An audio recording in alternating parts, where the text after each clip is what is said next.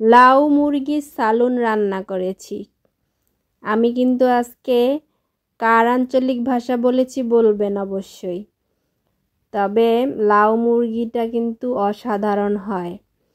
আসসালামু আলাইকুম, সবাই কেমন আছেন? আলহামদুলিল্লাহ, আমরা ভালো আছি।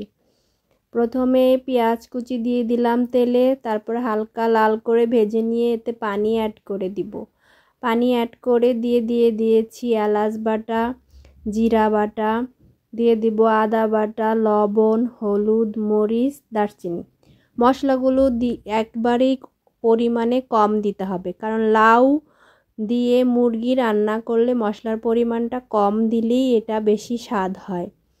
তারপরে যখন মশলাগুলো কষানো হয়ে গিয়েছে তখন আমি মুরগির মাংসটা দিয়ে ঢাকনা দিয়ে ঢেকে দিয়েছি। ঢাকনা দিয়ে ঢেকে কষিয়ে নিয়েছি। এরপর আগে থেকে কেটে ধুয়ে রাখা লাউগুলো দিয়ে দিব। লাউগুলো দিয়ে আবার একটু ঢাকনা দিয়ে ঢেকে দিয়েছিলাম। এখন একটু নেড়ে চেড়ে দিব, কারণ লাউ আপনি যখন চুলায় দিবেন তখন কিন্তু এটা অনেক বেশি মনে হবে। এরপর আস্তে আস্তে সেদ্ধ হয়ে কমে আসবে। এরপর আবার একটু ঢাকনা দিয়ে ঢেকে দিলাম।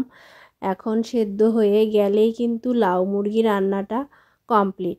চেষ্টা করবেন সব সময় লাউ দিয়ে মুরগি বা লাউ দিয়ে যে কোনো জিনিস রান্না করার সময় মশলার পরিমাণটা একটু কম দিতে, তাহলেই কিন্তু লাউয়ের তরকারিটা সুস্বাদু হয়ে ওঠে। আমার মতো করে একবার হলো লাউ মুরগি ট্রাই করবেন, অবশ্যই এটা সুস্বাদু লাগবে।